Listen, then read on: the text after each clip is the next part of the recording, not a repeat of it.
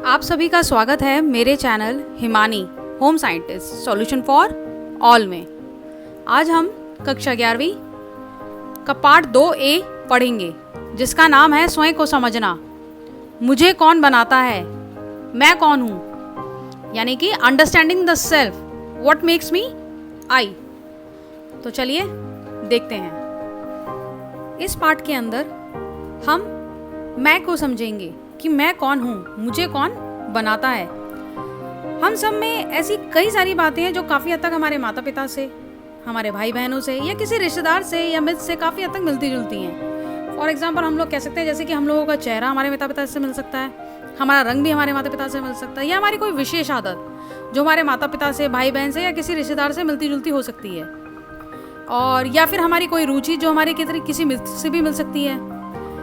ऐसी कई समानताओं के बावजूद भी, मतलब कई सारी चीज़ें ऐसी हैं जो हमारे रिश्तेदार से हमें मिलती हैं, हमारे परिवार से मिलती हैं, लेकिन इन सब के बाद भी हम किसी ना किसी रूप में अपनी खुद की पहचान बनाते हैं। हम खुद एक आइडेंटिटी लेके चलते हैं। वो जो आइडेंटिटी है, वो जो हमारी पहचान है, वो हमें दूसरों से अलग बनाती है। वो हमें मैं होने का, स्वयं होने का या सेल्फ होने का एहसास दिलाती है। अब इस पार्ट के अंदर हम आगे 3 परिभाषाएं देखेंगे जो हैं स्वयं यानी कि सेल्फ के बारे में, पहचान यानी कि आइडेंटिटी के बारे में, व्यक्तित्व यानी कि पर्सनालिटी के बारे में। बहुत से मनोवैज्ञानिक अपनी अपनी परिभाषा के आधार पर इन तीनों को, स्वयं, पहचान और व्यक्तित्व की अवधारणाओं के बीच में अंतर करते हैं। लेकिन फिर भी ये तीनों अवधारणाएं एक दूसरे से जुड़े हुए हैं। ये कहना गलत नहीं होगा कि यह तीनों एक ही बात को हमें बताती हैं, सिखाती हैं कि स्वयं, पहचान और व्यक्तित्व, ये तीनों चीजें हमारे चरित्र और व्यवहार से जुड़ी हुई हैं। यह तीनों हमारे चरित्र और व्यवहार को ही परिभाषित करती हैं। अब आगे देख लेते हैं व्हाट इज सेल्फ। सब तत्व क्या है, यानी कि स्वयं क्या है, मैं कौन हूँ। स्वयं की जो हम कहेंगे अनुभूति है, उसका अर्थ यह है कि हम खुद अनुभव करने लगते हैं कि मैं कौन हूँ, या मुझ में ऐसी कौन सी बात है जो मुझे दूसरों से अलग बनाती है। किशोर अवस्था ही वह अवस्था है जब लगभग हर किशोर और किशोरी यह सोचना शुरू कर देता है कि मैं कौन हूँ, मुझ में ऐसी कौन सी बात है जो मुझे अलग बनाती है दूसरों से। या हम यह भी कह सकते हैं कि किशोर अवस्था वह अवस्था होती है जब कोई व्यक्ति खुद को, अपने आप को डिफाइन करने लगता है, परिभाषित करने लगता है। चलो मान लीजिए हम एक उदाहरण से समझ लेते हैं। यदि एक कक्षा में किशोर और किशोरियों को एक लाइन में खड़ा कर दिया जाए और कहा जाए कि खुद को डिफाइन करो, खुद के बारे में बताओ, तुम कौन हो, क्या हो, तो क्या कहेगा हर छात्र?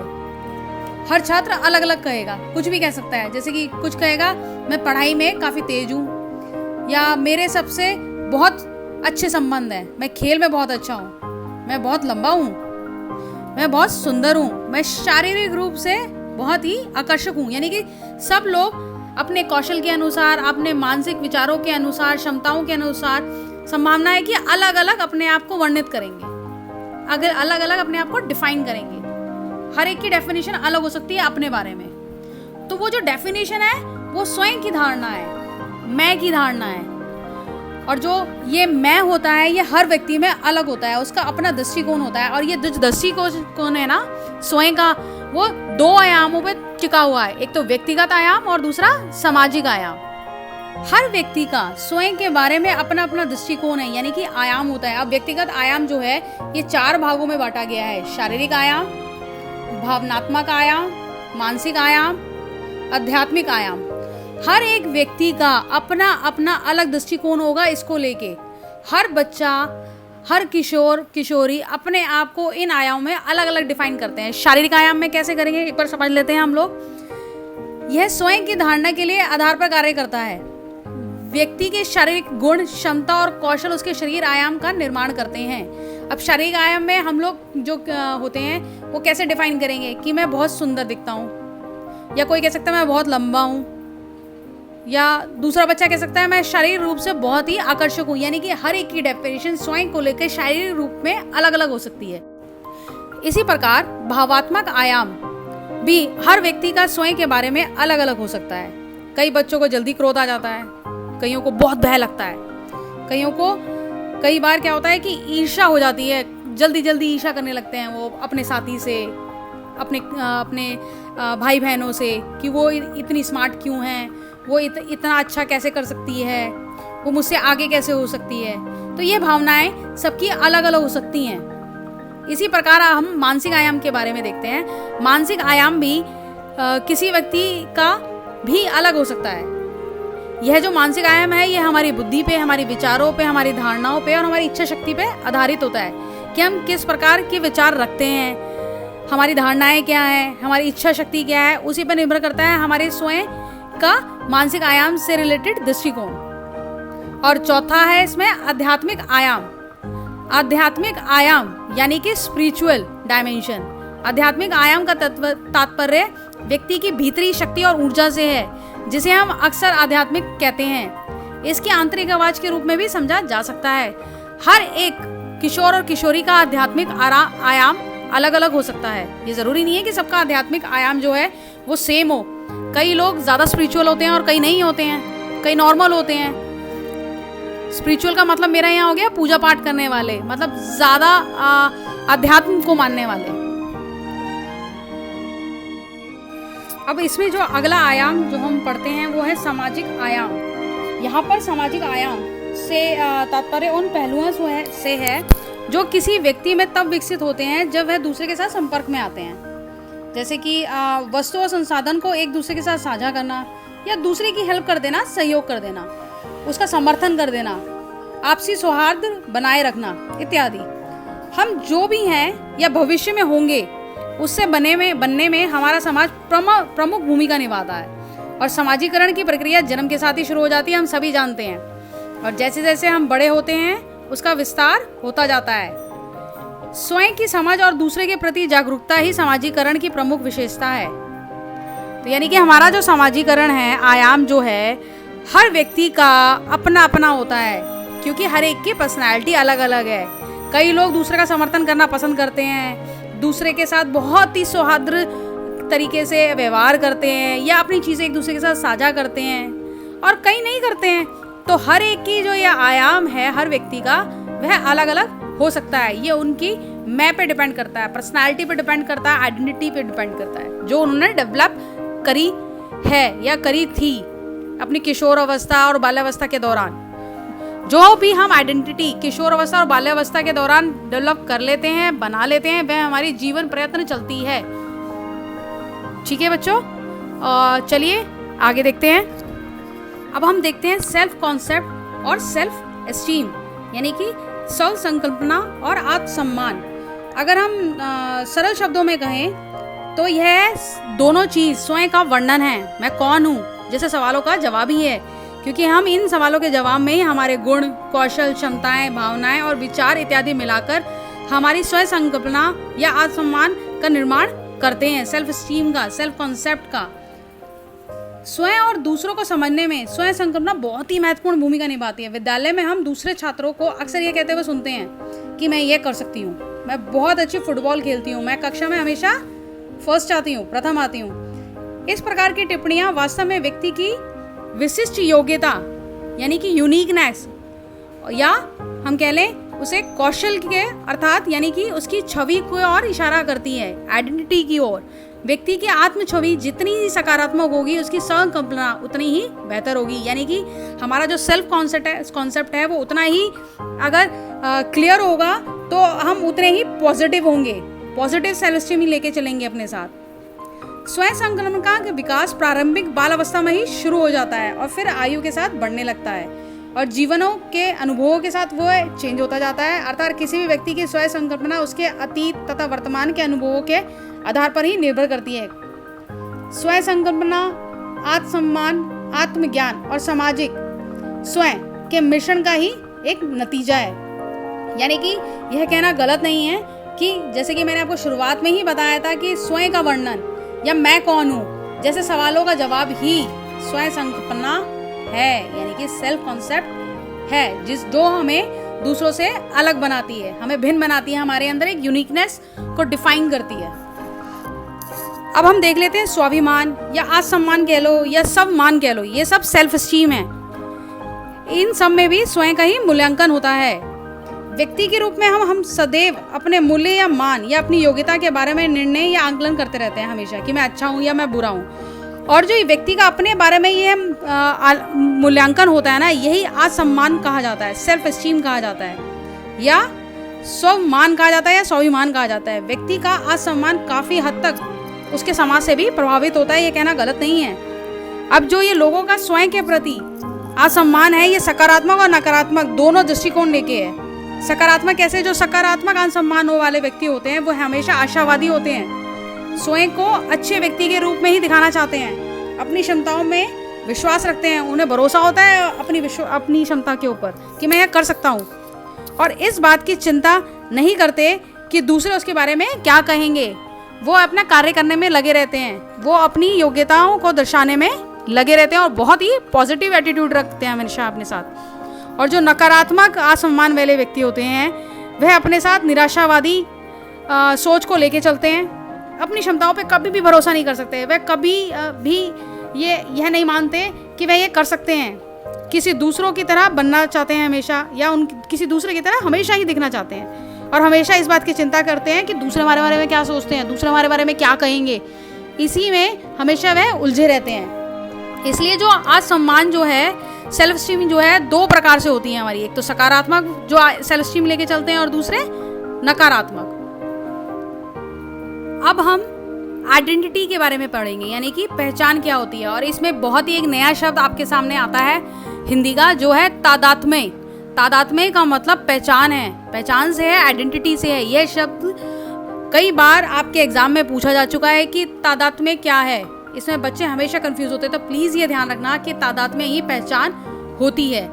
तो व्यक्ति की स्वयं के प्रति मानसिक छवि, अर्थात उसकी पहचान में व्यक्तिगत निरंतर और अन्य लोगों से विशिष्टता यानी कि यूनिकनेस होने की भावना शामिल होती है। पहचान द्वारा व्यक्ति को स्वयं और दूसरों की नज़रों में स्वयं को प्रभावित करने में क्या मिलती है, हेल्प मिलती है। किसी व्यक्ति की पहचान बनाने की प्रक्रिया जो है ना, वो बालावस्था के दौरान ही शुरू हो जाती है, और यह जो अपनी पहचान बनाने की जो प्रक्रिया है, ये किशोर अवस्था के दौरान यह प्रक्रिया अपनी चरम पे होती है, यानी कि एंडिंग पॉइंट पे होती है, टॉप पे होती है। ये जो पहचान बनाने की जो प्रक्रिया है, इसे हम दो प्रकार से परिभाषित कर सकते हैं, या तादात्म्य बनाने की जो प्रक्रिया है, इसे दो प्रकार से परिभाषित किया जा सकता है। एक तो व्यक्तिगत पहचान और दूसरा सामाजिक पहचान, यानी कि पर्सनल आइडेंटिटी और सोशल आइडेंटिटी। तो चलिए देखते हैं इन दोनों के, एक बार इनकी डेफिनेशन देख लेते हैं क्या है, समझ लेते हैं इसे।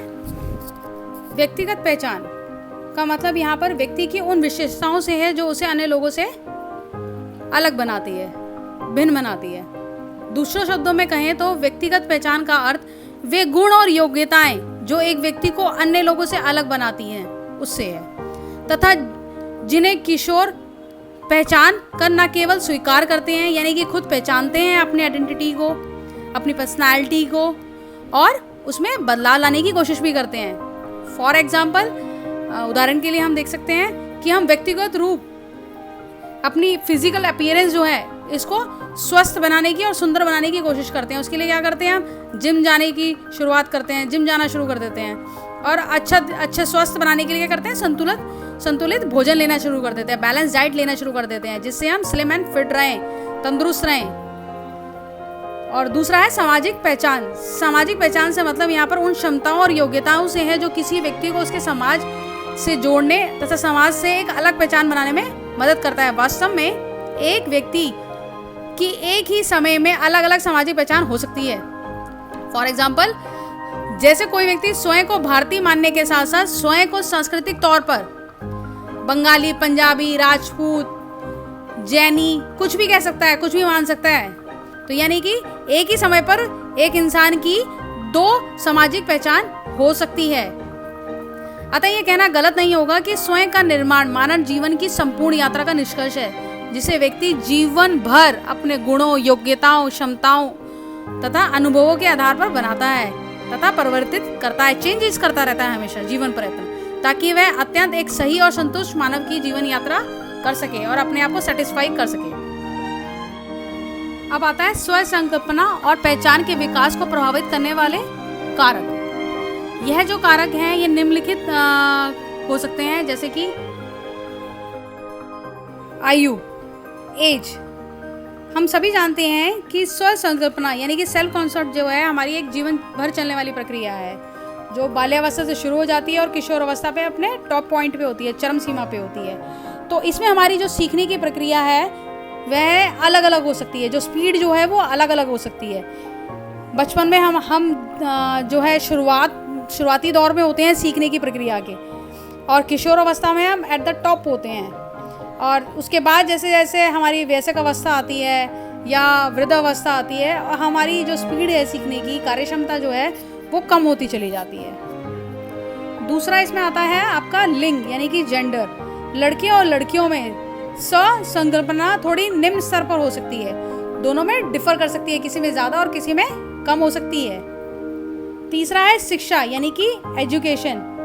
हमारी जो शिक्षा है वह व्यक्ति की पहचान के निर्माण में और विकास में बहुत ही महत्वपूर्ण भूमिका निभाती है। शिक्षा के साथ साथ अनुभवी लोगों द्वारा उचित मार्गदर्शन, सामाजिक संपर्क व्यक्ति की सकारात्मक व सद्धारणा बनाने में बहुत ही सहायता मिल जाती है।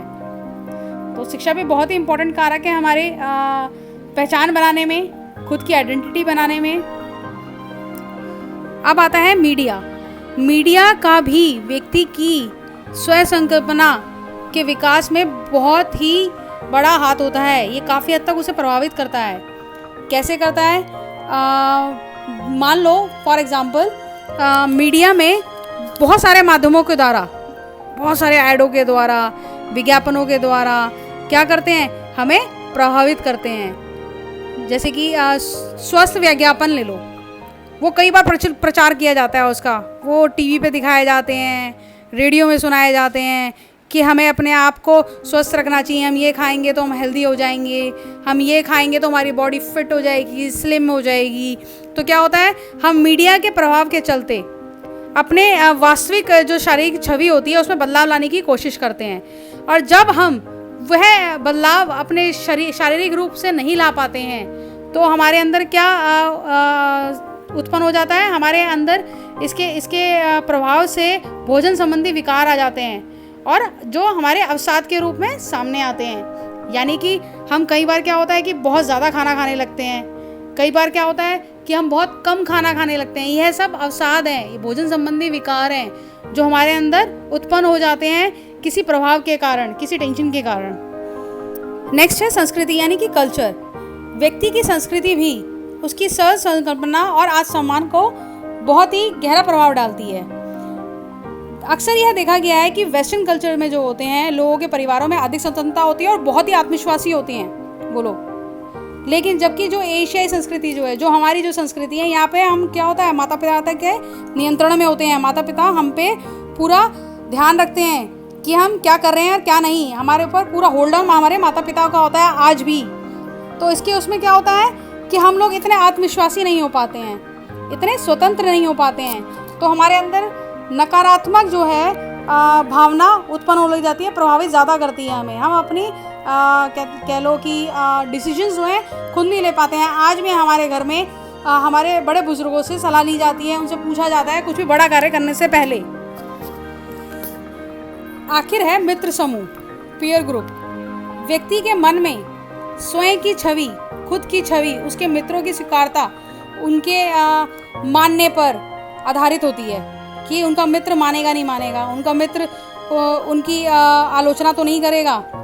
यह कारक जो है आपकी स्वयं संकल्पना, आइडेंटिटी को बहुत ही प्रभावित करता है। आप हमेशा ये सोच के चलते हैं कि आपके दोस्त को पसंद आएगा नहीं आएगा, आपके दोस्त का दृष्टिकोण इस कार्य को लेकर क्या रहेगा। तो देखा हमने ये सारे कारक जान लिए जो हमारी पहचान को या हमारी सेल्फहुड को जो प्रभावित करते हैं। इसी के साथ यह चैप्टर यहीं ख़त्म होता है। आगे इसके बारे में हम नेक्स्ट चैप्टर में जानेंगे।